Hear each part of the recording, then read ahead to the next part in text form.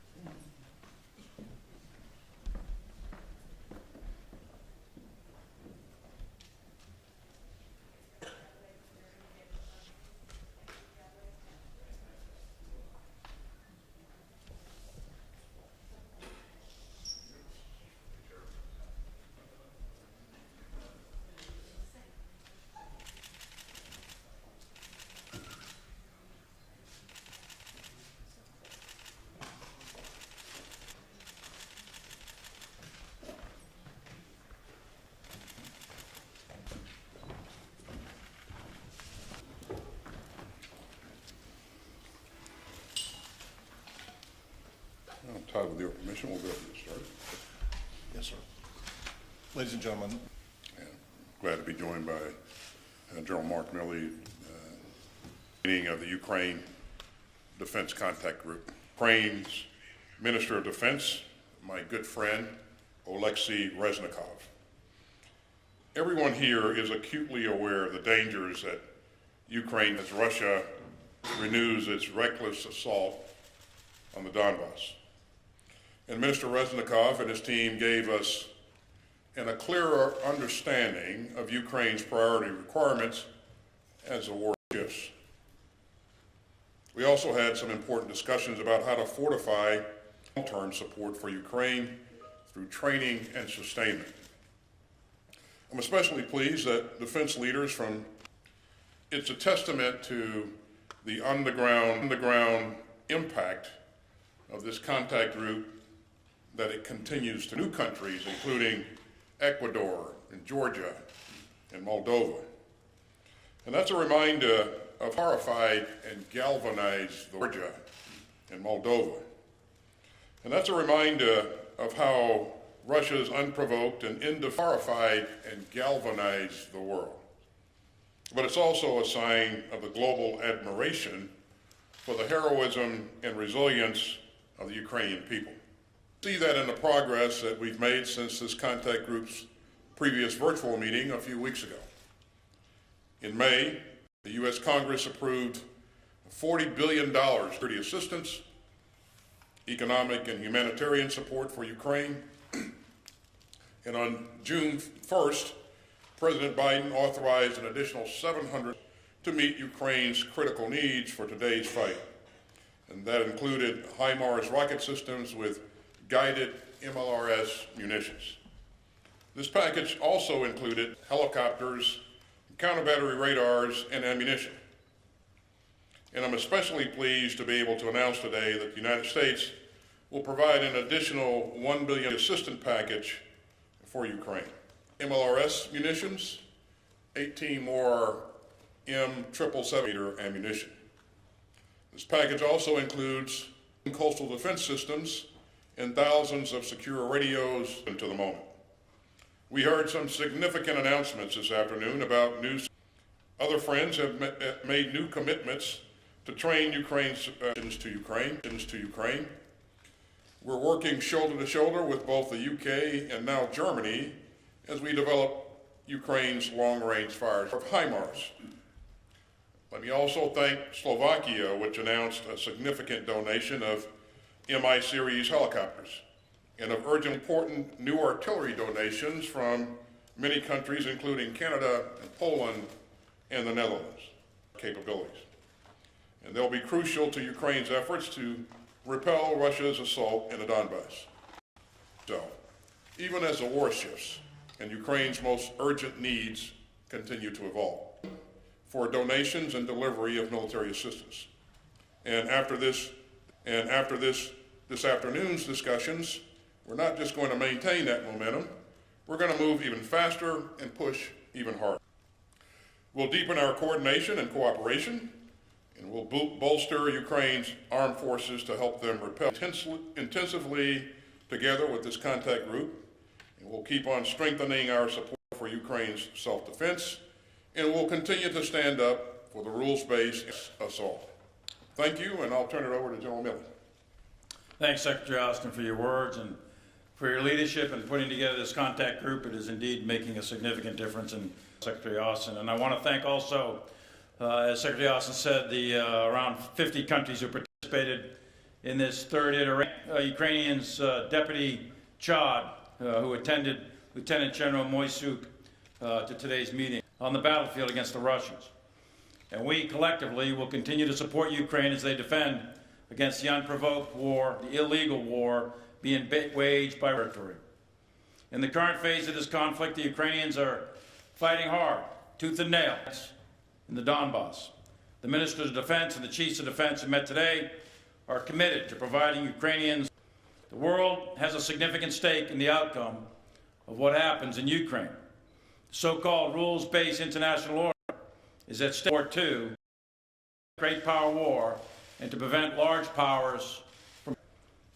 They are at war, and we will continue to support them. But the rules-based international order is also under threat due to the actions of Russia. The international community is not allowing this unambiguous act of aggression by Russia to go invade smaller countries at will.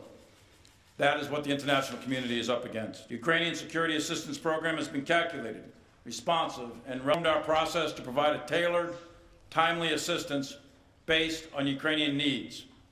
Leaders at multiple levels, including the U.S.-European Commission, consistent contact with Ukrainian counterparts. Additionally, I have remained in active communication with the Ukrainian Chief of Staff, General, sometimes several times a day.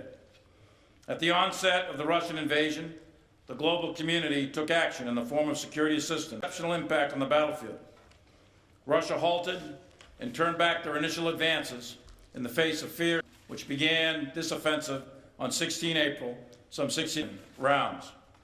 By the end of this month, we will transfer HIMARS systems ammunition, trained crews for operational use in order to certify the Ukrainians to make sure that they can properly employ and maintain the system. And in a few weeks, the Ukrainians will have trained long-range rocket. To date, we have trained 420 Ukrainians on the M77-109, 129 on the 113 Armored Personnel Carrier, 100 on unmanned aerial systems, and 60 Mars. Additionally, we have provided, the United States has provided, over 6,500 javelins and 20,000 other anti-armor systems. It has provided almost 97,000 anti-tank systems, more anti-tank systems than there are tanks in the world. More than 700 switchblade tactical unmanned aerial systems, 20 Mi-17s, and thousands of small arms, and thousands, hundreds of thousands of small arms ammunition. The speed, distance is without comparison. From the time the requests are validated and authorized, it is like a week, but most of the time it's measured in days. While more work is required, we could not have achieved this progress without the active assistance from the countries who are present today, Ukraine, and really in the defense of the world. It is only through the preservation of the rules-based international order that we are going to continue to have a peaceful international move together. We will continue to coordinate with our allies and partners around the globe. I look forward to your questions. Peter Martin, Bloomberg. Yeah, thank you very much. Secretary Austin, Ukraine has publicly asked 500 tanks and 300 multiple launch rocket systems. You've repeatedly stressed that US assistance needs to be driven by Ukraine's needs, and with Ukraine with too little, too late. And then for Chairman Milley, at this point, do you see the consolidation of Russian control in eastern Ukraine as inevitable? Well, thanks for the question.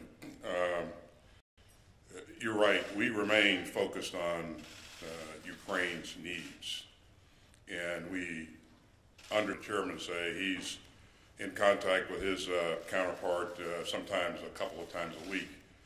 I talked to the Minister of Defense, Reznikov. The benefits of having this contact group is that we have the ability of bringing the Ukrainian leadership in and have them give us a laydown of the battlefield dynamics, and then talk again about the battlefield, its dynamic needs will evolve over time, armor, and some mid-range anti-aircraft capability, and so it's different from the HIMARS, and so we remain focused on what their needs are current. Eventually, we'll want to work with our allies and partners to build a capability that to sustain themselves over time.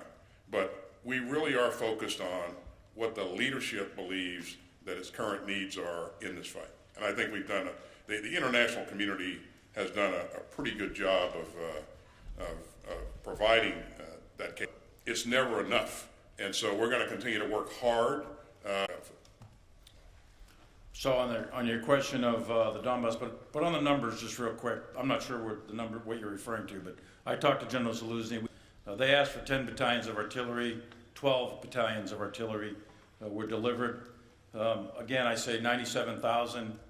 They asked for 200 tanks, they got 237 tanks. They asked for 100 infantry fighting vehicles, they got over 300 systems, and about 60,000 air defense rounds. This is, when I say us, I mean the international community. You're looking at artillery of air defense rounds. This is, when I say us, I mean the international community. You're looking at 260 artillery have been already delivered. There's 383 committed. As rapidly as possible, we get a source through the international community, through the United States and allies and partners, and we get it done as rapidly as we can. So I don't know where those numbers are that you're coming from, but we are, the community, are taking it very seriously, and we are supporting the Ukrainian military as rapidly as humanly possible. The war started on 24 February. They were defeated in and around Kyiv. They took their forces, they marshaled them and massed them in and around the Donbass. And so right now, that's where the battle's taking place. Are in the Donbass. One is Luhansk, the other is Donetsk. It's really the Luhansk Oblast where right now the Severodonetsk, the city, is probably 3/4 taken. So done deal. There are no inevitabilities in war. War takes many turns over the Russians. In terms of artillery, they do outnumber, they outgun and outrange. You've heard that many times. Issues, leadership issues, and a wide variety of other issues. So the Ukrainians are fighting a heroic fight. This fight down in the Donbass has been going on since 16 April. And the advances the Russians have made have been very slow, very severe battle of attrition, almost World War I-like. And the Russians have suffered tremendous amounts of casualties. Jonathan Beale from the BBC. Thank you very much. Secretary Austin, I think the Deputy Defense Minister of Ukraine has said that the West has given Ukraine 10% of its arsenals, that figure. And if I can ask General Milley, do you really think that sending US is really going to tip the balance in the Donbass in Ukraine's favour? It doesn't seem that much when you look at the numbers. I know you've given me lots of... On the second part of that question, I think you have to be careful about equating a HIMARS. Part of that question, I think you have to be careful about equating a HIMARS capability or an M270 capability to MLRS systems. These are precision munitions. And with a properly trained crew, some pretty good capability in terms of distance. But a capability is a weapon. And so as we train those crews up, we're able to provide them with systems and munitions, and then you have an initial capability, and then you build on it. So over time, I think the combination of what the allies and partners can bring to the table, it will make a difference. But again, this is a different kind of capability than what you've seen from other multiple launch rocket systems. On the 10% issue, I don't know if you're quoting the Minister of Foreign Affairs, the Deputy Defense Minister. Well, we just spent time with his boss in the room next door of what they need and is relevant in this fight. So we feel pretty confident that we're working hard to give them. The number came from, I can't speak to that. You'll have to let that gentleman explain his numbers. When you're in a fight, you can never get enough. And so I certainly understand where the Ukrainians are coming from, and we're going to fight hard to get them everything they need, what they think they need for this current fight and beyond. And I think this contact group brings together the right elements to be able to sort through that. And again, this is a effort. We don't believe that we're going to meet every need by tomorrow. And in 2 weeks from now, requirements have to put things in perspective. You can never, when you're in the fight, you can never get enough, and you can never get it quick enough. So, but having said all that, we're going to work hard to make sure we're doing everything possible. We're going to continue to move heaven and earth to get them the capability that they need. So let me, first of all, in warfare, no weapon system is a silver bullet ever. Weapon system ever, quote unquote, turns the balance. It's the combination it's a combined arms fight. It's a combination of ground maneuver with air and artillery and so on and so forth. And that's where the HIMARS comes in. In this case, fires. So the Ukrainians have mortars. They're going to go out to 5, 7, 8 kilometers. Then they've got the tube artillery, 777s, kilometers. Then they've got the tube artillery. That's going to take you out to 25 kilometers with precision fire or accurate fire. And they've also got rocket-assisted projectiles, which will go out to 40 kilometers. And now the HIMARS will go out to 85 kilometers. So we're providing them, as you said, with the Brits and others, about 10 systems for 100 rounds of ammunition. That's initial package. We're training a platoon at a time in Germany. The Secretary has directed the next platoon to be trained and so on. So this capability will build. The amount of ammunition that we're given, if they use it properly, and we just ran the certification exercise in the last 48 hours for these guys, if they use the weapon properly and it's employed, they're able to take out a significant amount of targets. And that will make a difference in combination with the 777s hitting at 40 and 25 kilometers in the mortars.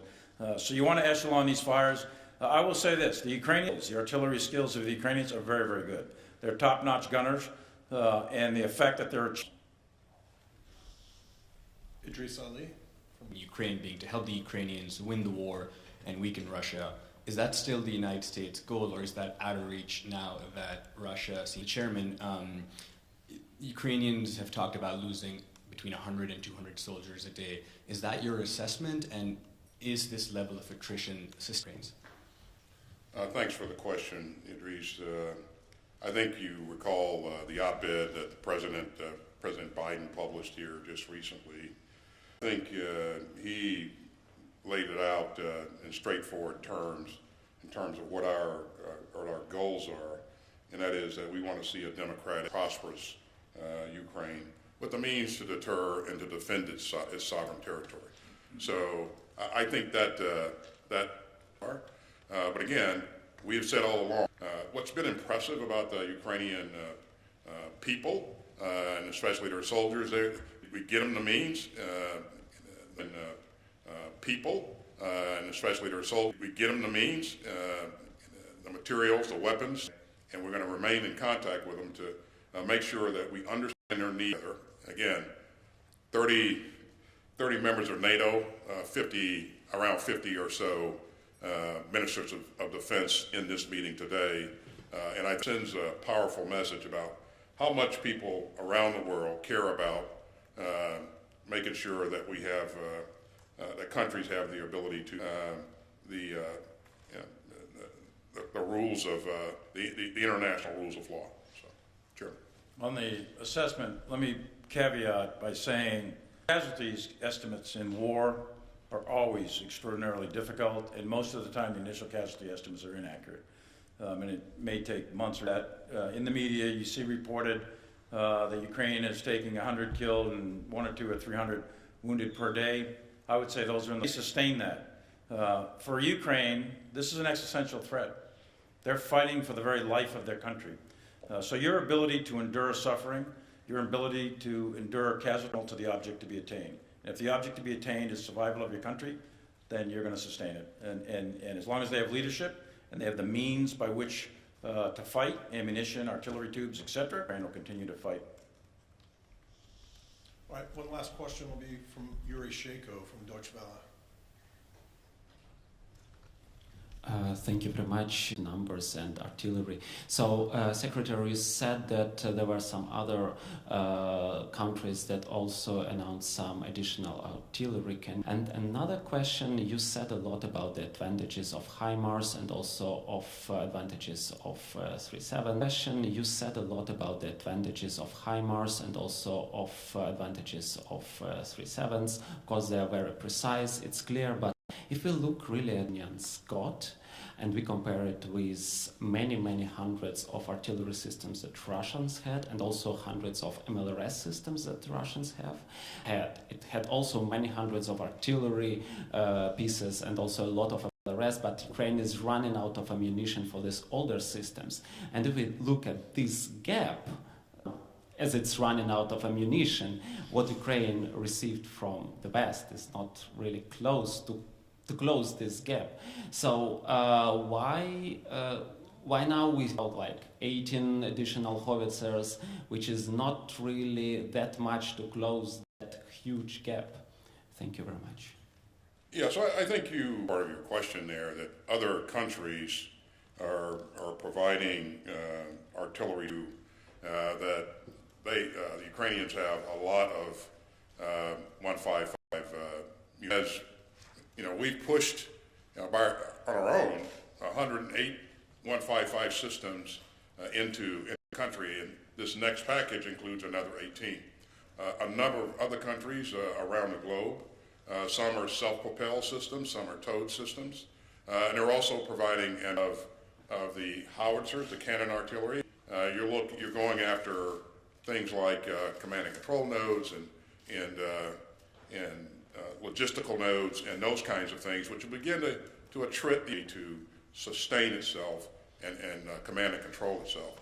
But yeah, I mean, with the systems that we've provided them to date, I mean, the M777s have been, the problem with the 152 howitzer is that you're no longer making munitions for those howitzers, and so we're going to very quickly to 155s, but other countries transition completely to 155s. But other countries are providing capability in addition to what we're providing. And even today, other countries stepped up to the plate. And so, first of all, the Russians do outnumber, in terms of artillery, they outnumber the Ukrainians. The estimates vary. Some say 15 to 1, others say 20 to 1. What the true accurate number is, I'll keep our assessments in the classified realm. But they outnumber numbers. It's how you use them. The Russians are using artillery to just do massed fire on Ukrainian positions, and Ukrainian civilians have been killed. This 7 million internally displaced, achieving military effect, internally displaced military effect, shall we say. The Ukrainians need 30% of their armored force. That's the numbers. Just from today's conference, pledges of almost 100 additional tubes that'll be provided in total to the Ukrainians. And then on top of that will be the long-range rocket artillery that what you're seeing with the HIMARS is just the beginning.